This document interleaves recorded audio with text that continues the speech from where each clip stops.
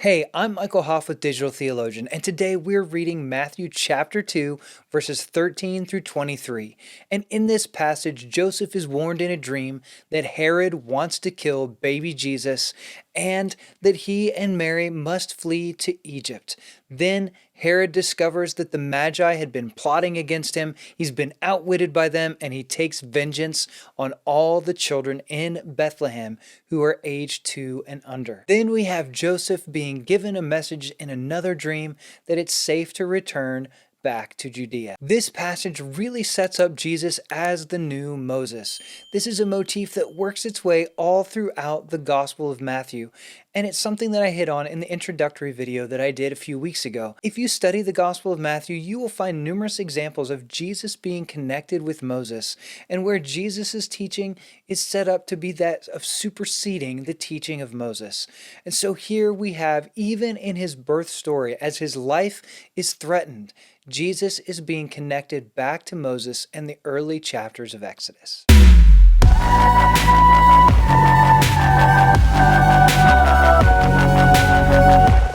What we have coming up next is a video on the resources and tools that I have found to be most helpful in my study of Scripture.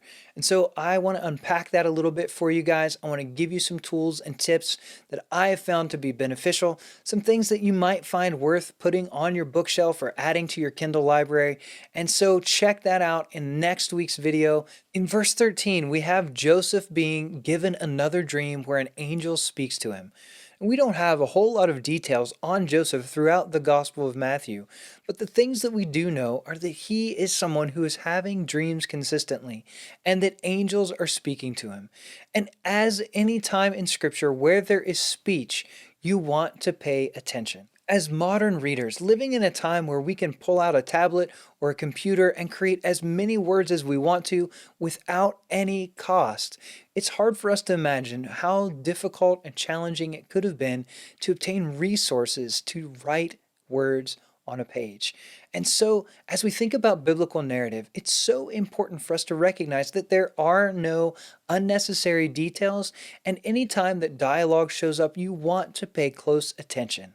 So as people are talking, you want to notice who's speaking, who gets named, how are they talked about, and during the speech, if commands are given, are they obeyed?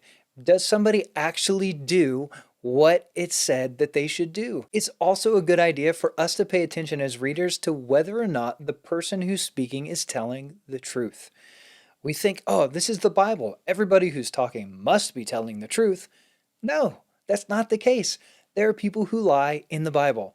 Now, you can trust that God and the narrator will both be faithful in what they communicate. But beyond that, you better be watching. Do these people actually do what they say? And when they tell something, is it true? Now, in this case, we have an angel speaking to Joseph in a dream. So this is a messenger directly from God communicating to Joseph, the father of Jesus, in a visionary experience. This is God talking. This is a direct message from God through an angel, a messenger, to Joseph in a dream. Now, this speech from the angel is all directive commands. Get up, take the child and his mother, go to Egypt, stay there until I tell you, for Herod is going to try to kill the child. Right? So we have these commands. They are directive, they're action-oriented. It communicates a sense of urgency that this is monumental. There are no details. Joseph doesn't get addressed as a son of David like he did in the previous dream. There seems to be no consolation, but only urgent communication. And that drives home the point that it is time for Joseph and his family to flee to Egypt. And I love what we see here in verse 14. Joseph immediately, in the middle of the night, gets up and takes his family and they go to Egypt. There's no dilly-dallying, there's no waiting around. Joseph, as a faithful Jew, is following after God. He listens to what God says in his dreams and he immediately responds in obedience. Then we have another fulfillment formula from Matthew, where he says this was fulfilled and quotes scripture. And here we have Hosea 11:1 being quoted that out of Egypt I have called my son. And while this quote in Hosea was originally about the entire nation of Israel, here Matthew's connecting it with Jesus as an individual. He's using it to identify Jesus as the Son of God. In the last video, I took a minute to talk about Herod, and I want to do the same here because I don't want us to forget just how much of an absolute scoundrel Herod was. I mean, he's somebody who had at least 3 of his own sons killed. He's someone who had his favorite wife murdered. He's someone who had rivals killed. He had over 1,000 individuals killed at one occasion. Herod was a nasty man. And Josephus records numerous accounts of Herod murdering multiple individuals. The historical record on Herod is atrocious. He's someone who protected his throne through brutality, murder, and violence.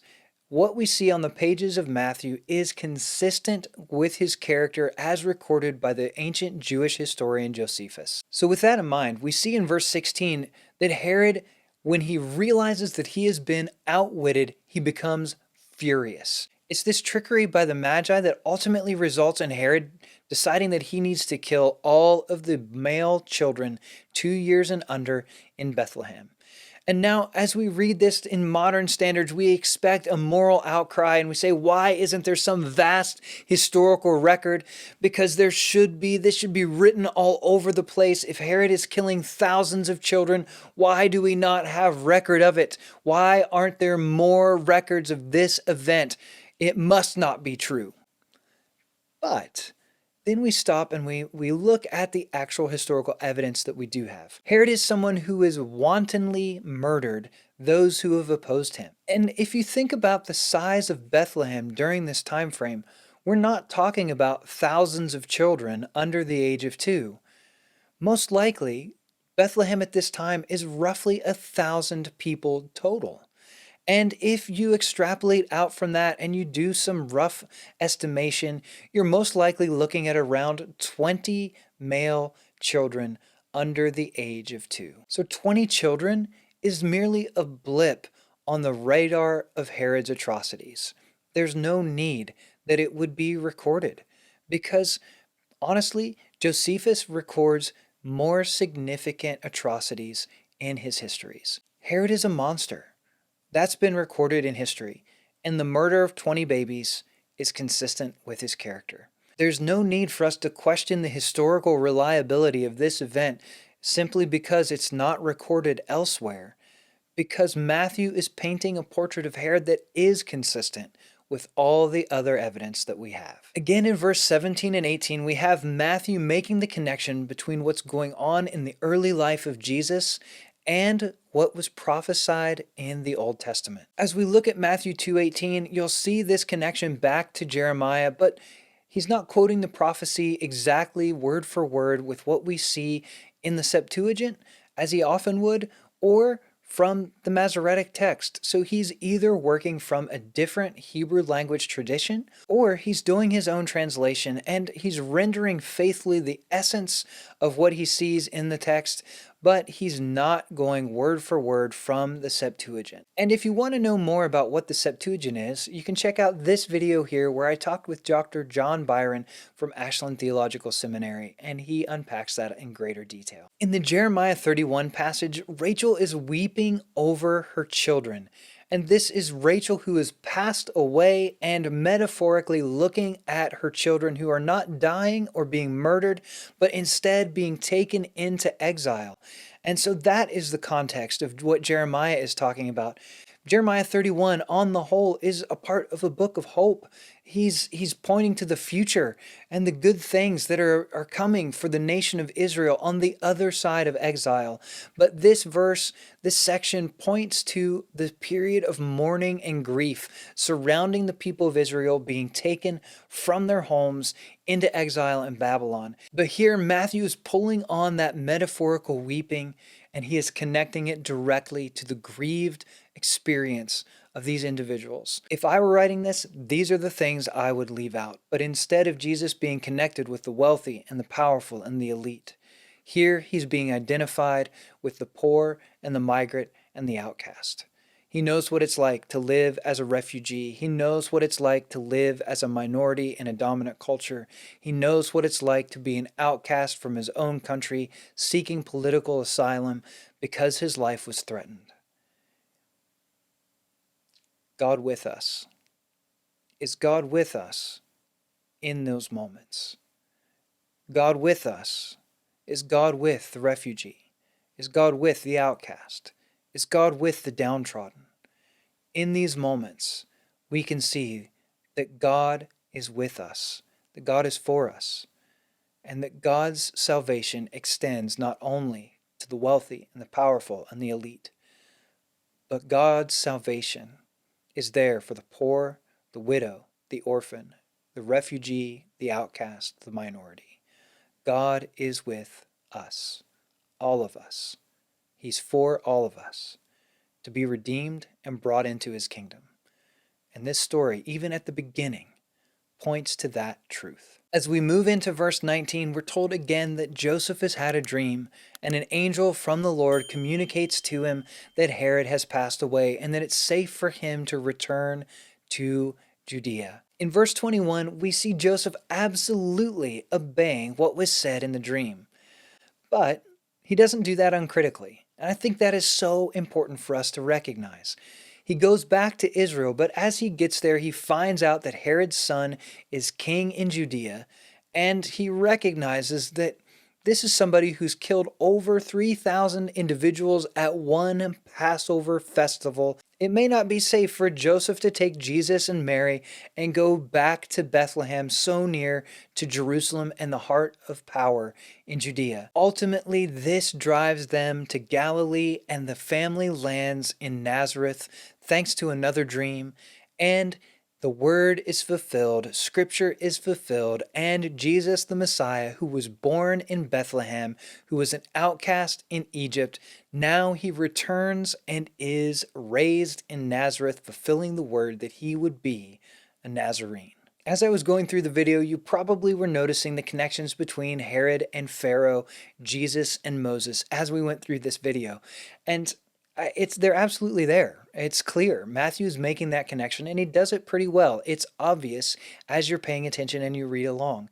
And so you have Matthew setting up Jesus as the new Moses. Moses and Jesus both had their lives threatened as young children. They both end up in Egypt, and coming out of Egypt is a major component of the story of each of them. For Moses, it's leading a people victorious out from under the authority of Pharaoh. In the case of Jesus, Herod, the ruler in Israel, dies, and he's able to come even as a young child and live safely in Galilee. The connections between Jesus and Moses throughout Matthew are only beginning.